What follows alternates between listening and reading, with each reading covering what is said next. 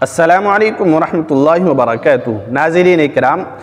اگر آپ رزق کی تنگی سے پریشان ہیں، استغفار بھی پڑھ رہے ہیں، صبح شام چلتے پھرتے ہر نماز کے بعد تہجد میں آپ خوب استغفار کر رہے ہیں، لیکن رزق کی پریشانی، رزق کی تنگی آپ کی دور نہیں ہو رہی، آپ پریشانی میں مبتلا ہیں، تو کہیں نہ کہیں ہم سے چوک ہو رہی ہے، کوئی غلطی اور کوئی خطا ہم سے ہو رہی ہے جو ہم جس کی طرف دھیان نہیں دے رہے۔ وہ غلطی کیا ہو رہی ہے؟ ہمیں دو کام کرنے ہیں خاص طور سے، تاکہ ہم زندگی کے اندر سکون سے رہ سکیں، کیونکہ ہر شخص کی یہ خواہش ہوتی ہے کہ میرے رزق میں خوب برکت ہو، مجھے خوب اچھا روزگار ملے اور اتنی برکت ہو کہ میں خوب صدقہ کر سکوں، خیرات کر سکوں، اچھے کام کر سکوں اور زیادہ سے زیادہ اللہ کی راہ میں خرچ کر سکوں۔ خرچ تو تبھی ہوگا نا جب آئے گا، اور ہے نہیں رہا۔ ہم پریشان ہیں، تنگی میں مبتلا ہیں اور کوئی راستہ نظر نہیں آ رہا، تو دیکھیے پیارے رسول صلی اللہ علیہ وسلم نے اس کا حل بتلایا ہے،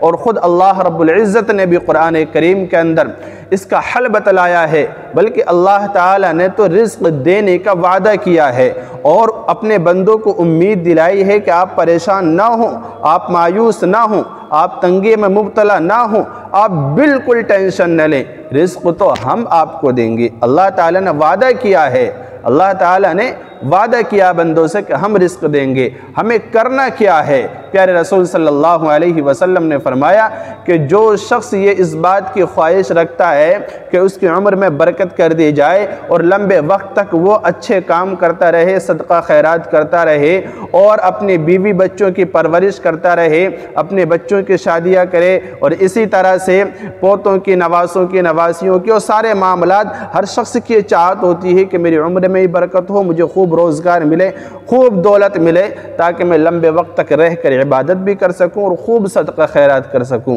تو دو کام ہمیں کرنے پڑیں گے۔ قرآن کریم کے اندر اللہ رب العزت نے ایک کام بتلایا اور دوسرا کام نبی پاک علیہ السلام نے حدیث مبارکہ کے اندر ارشاد فرمایا ہے۔ قرآن کریم کے اندر اللہ تعالی نے کیا فرمایا؟ وَأَمُرْ أَهْلَكَ بِالصَّلَاةِ وَاسْتَبِرْ عَلَيْهَا، کہ تم اپنے اہل و عیال کو نماز کا حکم دو، انہیں نماز کا پابند بناؤ اور نماز کی پابندی کرنے کے لیے کہو، وَاسْتَبِرْ عَلَيْهَا، اور خود بھی نماز کے پابند رہو، نماز کے پابند رہو، اس پر دوام کرو۔ ایسا نہیں ہونا چاہیے کہ ایک وقت پڑھ لی اور اگلے وقت کی غائب، ایک دن پڑھ لی پھر اگلے چند دنوں کے لیے غائب، ہفتے میں ایک دن پڑھ لی یا جمعہ ٹو جمعہ پڑھ لیا، یا اسی طرح سے سال میں ایک مہینہ رمضان المبارک کے مہینے میں عبادت کر لی، باقی 11 مہینے چھٹی۔ تو یہ کام نہیں ہونا چاہیے، بلکہ وَاسْتَبِرْ عَلَيْهَا، اس پر دوام ہونا چاہیے، پابندی ہونا چاہیے، مسلسل ڈیلی ہمیں قرآن کریم کے احکام کے مطابق نماز کی 5 وقت پابندی کرنی ہے،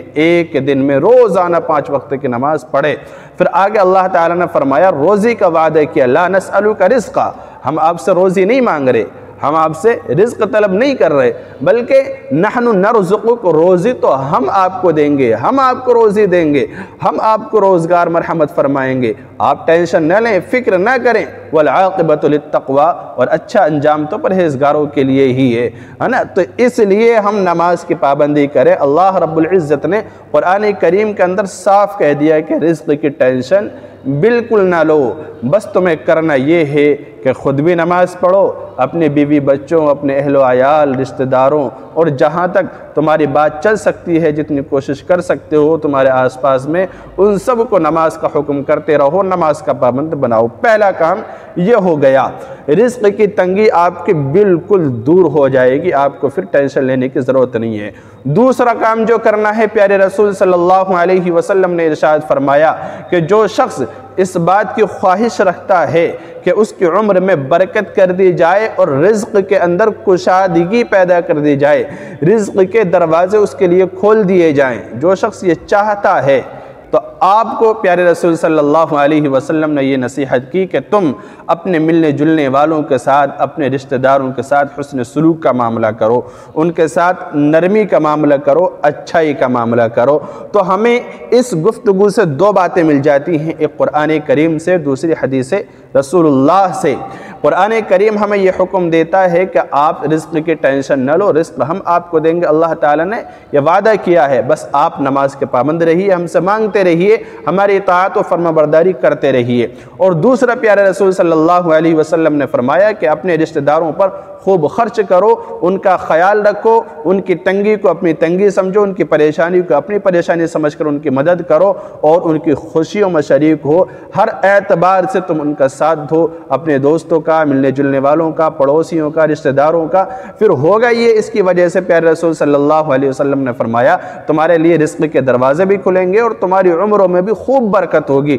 اتنی برکت ہوگی کہ آپ اس کا اندازہ نہیں لگا سکتے ہیں۔ تو ہمیں ان دو باتوں پر عمل کرنا ہے، اپنے رشتہ داروں کے ساتھ، ملنے جلنے والوں کے ساتھ حسن سلوک کا معاملہ کرنا ہے، استغفار کے اہتمام کے ساتھ، اور اسی طرح سے نماز کی پابندی ہمیں کرنی ہے۔ انشاءاللہ ہماری بگڑی بن جائے گی۔ اللہ تعالیٰ ان باتوں پر عمل کی توفیق دے۔ السلام علیکم ورحمۃ اللہ وبرکاتہ۔